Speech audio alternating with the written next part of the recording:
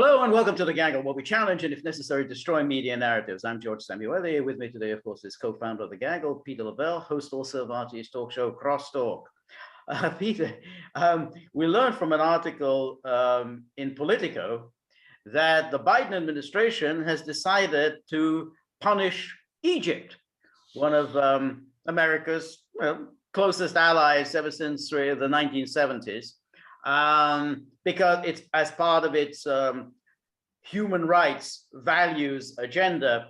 But the punishment is fairly mild. As things stand, the United States gives $1.3 billion in aid, military aid to Egypt. But of that 1.3 billion, 300 million is conditional on Egypt's fulfilling human rights criteria. So that 300 million is somehow up for the United States to decide whether Egypt has fulfilled its human rights criteria. And according to Politico, the Biden administration has decided to release 170 million of that 300 million, but it has to use that for specific assignments. You can only spend it on what the United States tells Egypt to spend it on, and it's withholding 130 million because of its human rights. No booze and alcohol and Netflix. Okay. That's right. And apparently here the Biden administration is trying to keep on board the realists, the foreign policy realists, as well as all the human rights brigade within the Democratic Party. Now, all of this seems to me the most ridiculous notion possible. I mean, the president of Egypt, General Sisi, is, nobody's human rights champion. He's, nobody's democratic leader. But nonetheless, he's actually a quite useful, effective ally for the United States. But he's an effective ally of the United States. Exactly. Exactly. Why the United States would want to antagonize him? Because this kind of thing is guaranteed only to antagonize and upset the Egyptians is baffling. But again, it's just one more mystery that needs to be unraveled about the thinking, if that's too grand a word, of the Biden administration. Peter, what do you think? Let me get this straight. The human rights violations are to a degree, to a level that makes the State Department question about the release of the aid package to segment it. It's a human rights abusing regime. Right. Okay? I mean, what don't you understand here? Right. Okay? Right. You give them money, you don't. Okay. Right. Do you think it's going to change their behavior whatsoever? Are you that naive and stupid? Oh yeah, you must have been working in the blob your whole life. This is just virtue signaling. See how good and nice I am? I pointed this out here, and those poor little Egyptians, as they pat them on the top of the head. Now, this is just ridiculous. It commits a lot of human rights violations all of the time. We've known this. It's not news, everyone. Right. So you want to be. What you want to do is you want to make yourself feel good. You want to make yourself look good, and you look like a hypocrite to the rest of the world. Right. There they go again. They got Gitmo, and they're going after Julian Assange, and they have 500 people in maximum security cells for January 6th. Joe Biden says he's losing patience with tens of millions of Americans, and you're looking at us. That's right. What a joke. Yes, that's exactly it. That's what I say. You talk about political prisoners. Hey, you're going to lecture us about political prisoners. Look at what you're doing. But the bizarre aspect of it all is that by any standard, Egypt does very well for the United States. It's there. It negotiated the ceasefire recently between. In Gaza between the Palestinians and Israel. It's pretty much cooperative with the United States on most things. Whenever the United States wants any help with the war on terror or whatever, the United States really doesn't have any basis of complaint about Egypt. It isn't quite like Saudi Arabia that's, has a two-faced policy. Hey, we're right behind you. I mean, we're funding all these horrible jihadis all over the world. Can you spell Khashoggi? Yeah. But it all goes back to this idiocy. I mean, remember it was the Obama administration that determined that he wanted to get rid of Mubarak. Again, Mubarak, no one's idea of a democratic leader, but nonetheless, he had done well for the United States. And yet the Obama administration was actually determined to get him out. It led to a complete disaster, which finally they got themselves out of when running the Muslim Brotherhood. Exactly, okay. Exactly. It was only in the ludicrous thinking of the Obama administration that somehow that would be an advance, that would be progress, and it would satisfy United States interests to have the Muslim Brotherhood in charge in Cairo. And then they got to overthrow the government that was democratically elected. Right. Yes. I mean, this is the L word loser all over the place. And every step of their strategy, they lost. Okay. Yeah. Yeah. They overthrew somebody that had, everybody knew who he was. Okay. What he was. Okay. There was no pretending about it. I mean, they did find themselves, is he a dictator? Yeah, he is. He's an ally of the United States. The United States has dictators for allies, everyone, all over the world. Well, yeah, right. Okay? I can't wait for the democracy conference that you and I will be covering. Oh, yeah, that's right. We'll be right there. But the amazing thing also is that this is also at a time when the United States is in this geopolitical competition with Russia and China. Do you think Russia or China care one way or the other about whether Sisi is imprisoning or executing Muslim Brotherhood people? No, they couldn't care less. They just want to work with Sisi. In fact, Sisi has very good relations with Moscow and good relations with Beijing. So, they withhold $130 million. That money is going to come in from somewhere else.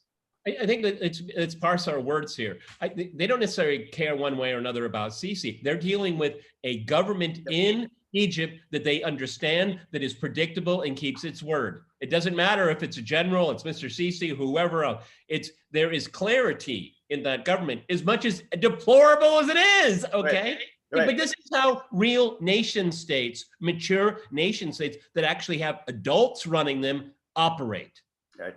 That's exactly right. But the point is that what the Russians do is that, is this person a useful ally for us? We do not interfere in their domestic affairs. I mean, whether it's Egypt, whether it's Saudi Arabia, whether it's Iran, whether it's China. I mean, that is that's the policy. We are, all we are concerned is, what does it do for us? What does it do for the Russian people?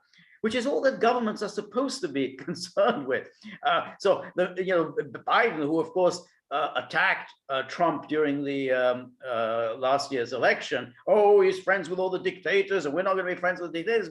But Trump, at least during the Pompeo years, not so much with the Tillerson years, but during the Pompeo years, said, I'm only interested in what's good for the American people. I'm not the president of Egypt, so if Egypt is good for Americans, I'm all for Egypt. It was I can't remember if it was Sisi or Erdogan, but Trump said, "Where's my favorite dictator?" I think it was Sisi. I think it was Sisi. Yeah, my favorite. Well, oh my God, that is beyond the norms and all that. No, actually, he said it's a statement of fact. Right. Yeah. And that's why he said it so easily, because it's so obviously true. Right. Yeah. That's right. No, but this has almost nothing to do with what's going on in Egypt. It has everything to do with the Human Rights Brigade, how Tony Blinken looks at himself in the mirror in the morning, okay? And all of this other fluff stuff that has nothing to do with geopolitics at all. Yeah. And it doesn't advance the national interests of the United States. No, not at all. And particularly, just to emphasize what we've been saying, given Obama's absolutely disastrous intervention in Egypt, from 2010 onwards, and until finally things settled down with a coup when Sisi took over, and of course led to the death of Morsi, the person that Obama was backing. I mean, given that disastrous policy, you'd have thought, the Biden people would have learned and say, well, let's just leave Egypt alone. Let's not mess around anymore in their internal affairs. But no, we're back to values. Guaranteed to antagonize Egypt. Everybody, it's really simple here. It's called the gaggle doctrine. And the gaggle doctrine is stop helping. Yes, Just stop. Stop helping us. Stop helping the world. It'll be a better place. Right. That is the gaggle doctrine. Okay. Yeah. It really is. Yeah. So, I mean, and there they are. That's with Blinken. All of this time, and they said, "Oh no, we've got to go back and start helping Egypt." After the terrible big bad Trump, Trump who didn't care about human rights. We care. So I mean, but there's an interesting. I mean, there was again in Politico an article about the Egyptians have leveled an accusation against the United States, said that, hey, we had one of these Muslim Brotherhood types in prison. We imprisoned him for life. And then the Americans came to us and said, well, if you release him, he will finish out his prison term in the United States. So we released him, the Egyptians said. And what happened? He just walked straight out. You never put him in prison. You promised us that he would serve out his prison term in the United States. So again, you're getting this problem. You're intervening, doing your whole human rights shtick, but then you're lying and deceiving other governments. So the Egyptians feel really quite annoyed with the United States, their great ally. I mean, they're annoyed that the U.S. is annoyed with their human rights violation, but the Biden administration killed an Afghan contractor and 7 of his kids. Okay, so you want to talk human rights violations? Then let's talk about them. Okay, exactly. So this is a complete sham, George. This is just putting lipstick on a pig. It's still a pig. Yeah. Okay. Yeah. And this is how they think they can square the circle that makes themselves feel good. Look, we're making a difference here. Really? Huh? Okay, and that money that is being diverted and moved around, do you have any idea how the Egyptian government really spends that money? I doubt it. Have you ever audited the Pentagon? No. Will you ever? No. Will we ever know how much money was wasted in Afghanistan? No. And so you're talking about, looking at dollars and cents, right, and how the Egyptian government spends aid. Right. You're dealing with children, George. Yeah, that's a very good point. You must spend this $170 million as we tell you to do. Yes, sir. Definitely, we're right on it. Yeah, it's and there's a routing number that goes right into a Swiss bank. This is it. Right. All right, everybody. Politico is a really weird publication. I've never really. I mean, fundamentally, I do not like it. Okay? No, I don't like it. It occasionally has some good articles, Politico. I think it's different from The Hill. The Hill never has anything good. So that. So the redeeming value of Politico is better than The Hill. Good. Exactly. That's it. Yes. Yeah. All right, everybody. We're on local, so please go to thegaggle.locals.com. George, when is your next live? Tomorrow at 1 p.m. Eastern Standard Time. Okay, and we have a super chat on YouTube scheduled on Friday. Exactly. That's at noon Eastern Standard Time. Yeah. We'll send out a notification. Yeah. The shop is up. Please go there. Buddy's likeness. He's called a lawyer for IP issues. I'm sorry. Another drain on the tip jar. George and I did a Q&A yesterday. There were really a lot of fun, fascinating questions. Yes. You want to talk to George and I one-on-one on Zoom? Go to the page. There's a way to figure that out here. Exactly. That's always a lot of fun as well. Yeah. That very delicate issue called the tip jar. The tip jar, because Buddy may have a communique soon on it. Okay. Yes. He's got, yes.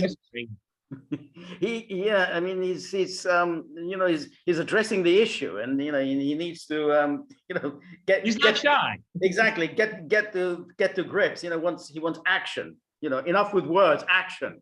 But enough with words. He's scary when he's mad. Yeah, exactly. Yeah, he looks mean.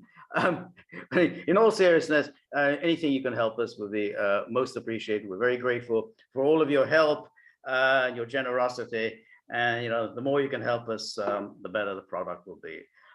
Then remember, if you like the gaggle, please like, share, and subscribe. See you soon. Bye.